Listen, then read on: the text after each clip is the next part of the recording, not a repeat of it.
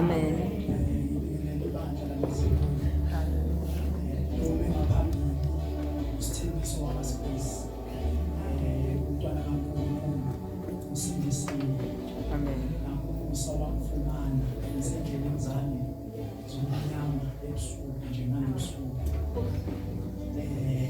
Ufakazi nami nje abazalwane mhlambe bayinayo idea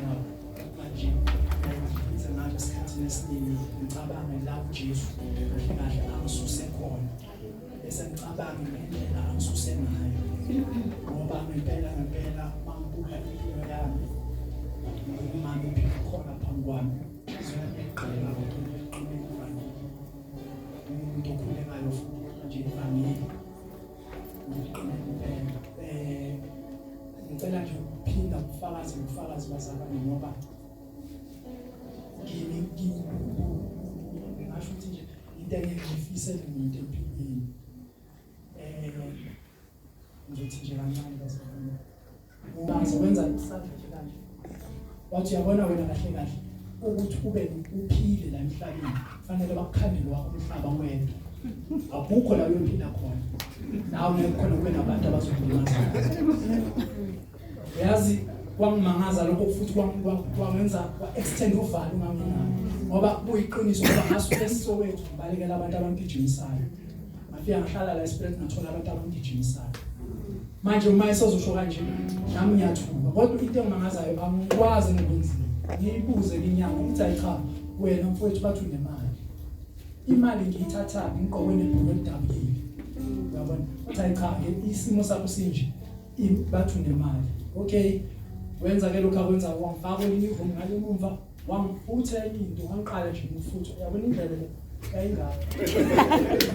ngiyaxolisa nje mhlawumbe mangabe kuba ihlaya namhlanje kodwa nje isimo ngibhekane naso wangifutha close to 30 minutes ngithe ukuphuma lapho wanginika nje izinto ayegoqile ngamaphepha wangifaka enye intambo la ekhalweni la yayinesikhwama nje sincane ngaleso sikhathi ngumuntu mina umama mhlambe uyo ongafakaza indaba zenyanga kodwa akaza sise enyangeni thina umuntu mina okhula angayazi inyanga indaba mhlambe akukhulunywa kunomsebenzi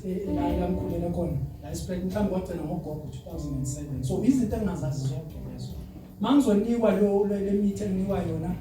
nginikwa nama instruction fanele ngibe neskipe esimhlophe engizosigqoka ngisiphendulele ngiswashe angazi unginika nje ama instruction amaningi ekufanele ngiwalandelele ngiphume nakho konke lokho kodwa ngiphuma nakho uvalo likhona zonke lezi zinto zazingilandela nje nengizayo engangizibona sengilandela njalo uyabona kuze kundlule ngoba ka uDecember kuze kube unyaka olandelayo lezi zinto zisekhona kodwa nje kushuthi mangikhuluma nabantu abasebenza bathi kumele ukholelwe kuzo zona lezi zinto lezi uyabona kwenzeke ukuthi mhlawumbe sekusele iviki elilodwa ukuthi ngivule emsebenzini ngibuyele kuyo linyanga ngoba uvalo lisekhona ugahlahle ngisho ukuthi usizo angakalutholi ngoba nabantu sababona uyabona ubuyele kuyo lenyanga lena ithi kimi futhi yathatha isigubhu yasisheka isinamanzi yasibheka ithe mayiqeda ukusibheka yathi cha ngeke akwenze lutho into yangimangaza le ukuthi impilo yami yabheka kuleso sigubhu uthi angeke bakwenze lutho hawu okay ngiphume ngibambe kona lokho akushoyo kodwa engqondweni nami nasenhlizweni nami ukuthi ngiphila kanjani noma ngihamba kanjani ngimbona umuntu ukuthi lo kahle noma ingizikini kodwa uqonde mina kahle uyabona so uvalo lisekho uyabona ngaphakathi kimi mangizovula emsebenzini ikhona into ethi ngicela nje ukuthi kancane ngicela umama ukuthi awuthi ngivakashe la khonza khona ngoba njengoba ngisho mangumuntu vele okhulekayo ngithanda igospel uyabona umama mangicela uthi mama hayi akunankingi ngigibele kuye sizosukela ngale ngigibele sisukele ngale intambo le ngifakile naso lesaskipe engangiyezo sokuthi ngisigqoke isiphendule ngisigqokile ngingena ngiyohlala nje lapha eceleni kwababhudingema lapha noma la ehleli khona ngene ngihlale khona kukhuleke ukukhonza ngiphume uyabona ukuphuma kwami likhona ithemba engiphuma nalo kodwa usafari uyabona lidlula iviki kule viki makuzoba iSunday futhi ngimfonela umama sathi ngithi ngicela ukubuyela umama useyasho ukuthi mfowethu uyazi ngakhohlwa ukutshela ukuthi mawuya lapha ngicela le ntambo yakho uyibeke eceleni lento zakho nje uyithathela uzibeke eceleni uzothi mangaba uthembi kahle ubuye uyifake into zakho ngenze kanjalo ngikhipha intambo umama wayengaphumeleli ngesande yakho namenza ngene aphinda futhi ngabuya ngayohlala kuso lesasitulo abe ngilalela inkonzo kwaba khona abazalwane ngiyacabanga babephuma eThekwini kwakungumama nje abathathu baqala wafakaza waqala wesithu wafakaza uthe ufakaza wesithathu ngumuntu futhi eBhayibheli engingalazi kodwa yizwi lokuqala engalizwe thema kufakaza wesithathu wafakaza ngendlela mhlawumbe indoda wayehlukumeza ngayo ukuthi wayiphatha kanjani kodwa leyo nto wayekhuluma ngathi ayiqondekile ngoba inyembezi zayiphuma kimi ngaleso sikhathi uthe elokho efakaza wavula lezo ngangiqala ukuzwa ngempilweni yami ukuthi uqalekisiwe othemba lakhe kubantu kwabe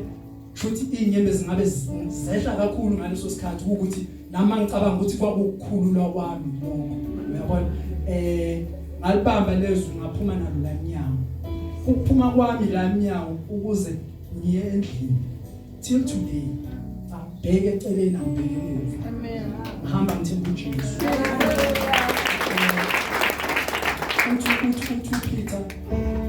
uPeter uJesu ngingashona phi ngoba mazophinda tholakala ngiyathemba futhi ngiyakholwa ukuthi uJesu umkhululile futhi usazokhulula nomuntu